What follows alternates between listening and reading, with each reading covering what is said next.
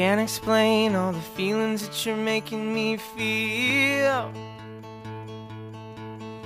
My heart's in overdrive and you're behind the steering wheel. Touching you, touching me, touching you, oh, you're touching me. I believe in a thing called love, just listen to the rhythm of my heart. There's a chance we can make it now, we'll be rocking till the sun goes down. I believe in a thing called love. Ooh.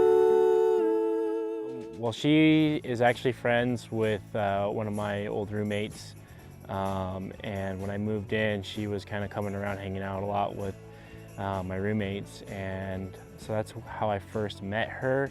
And then I talked first, like really started talking to her at a hot chocolate party. It was like a Christmas thing for one of her friends threw it. And then one of my friends actually asked her out on a date. And after that, it kind of tweaked, like made Adam want to ask me out too, right after that. And so he asked me out. Our first date was to the Mesa, Arizona temple. It was during temple lights, it was in December.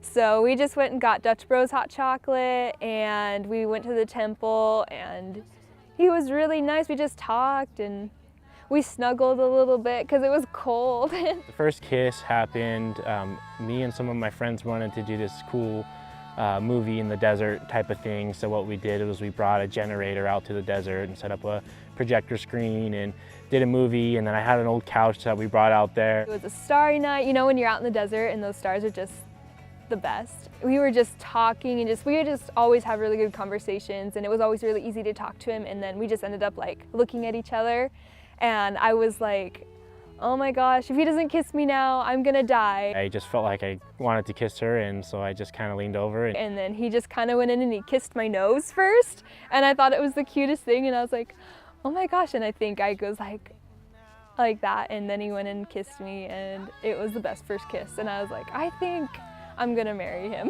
Like, the first I love you was him. Finally I said it when we were actually dropping her off at school in Idaho for BYU, Idaho. I just felt like I should tell her before she went to school, that way she didn't find somebody else. So I was like, all right, well, I'll tell her now, and I told her, and she was like, okay, good, because I love you too. I've just been waiting for you to say it, because that's the rule, so. I came back in March to visit my family, and we went ring shopping. He was like, okay, well, you know, we're gonna have to wait because I don't have like all this money right now, which I was like, that's fine. And I told him he could tie a string around my finger and I'd be happy. She was coming back from school, had been 4 months. We dated long distance, it worked out. And I wanted to propose to her, but I wasn't sure when, and I didn't want her to see it coming.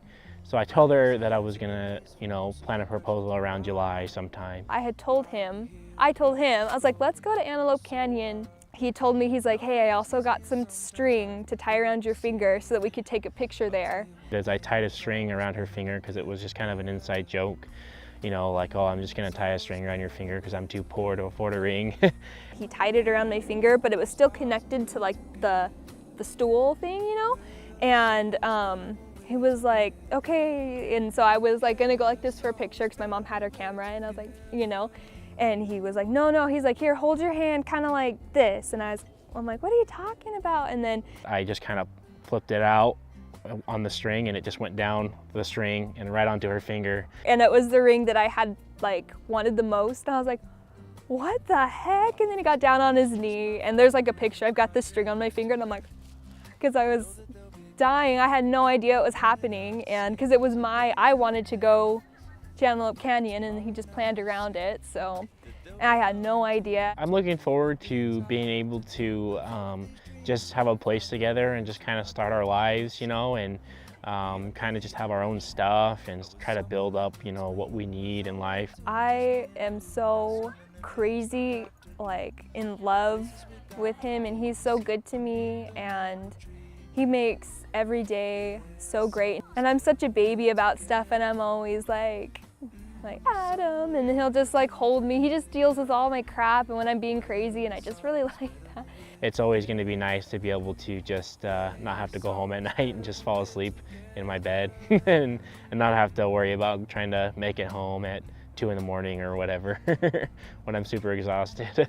I didn't realize that love could be like this, you know, you see your parents and you see people around you, you see your friends, like you're like, that looks great, but when it's to you, it feels good. Like there's just nothing else that is like it. I'm just so looking forward to that for the rest of my life and eternity. So I feel so lucky to be with him, and I love him so much. So She's great all the way around. There's just so many good qualities. I could name off, you know, hundreds of them. And but the biggest thing for me, I think, is she's just so caring. She's so nice. She has a lot of love to give, and she's really genuine. So it's just a perfect match. I mean, hopefully I'm as good to her as she is to me. So.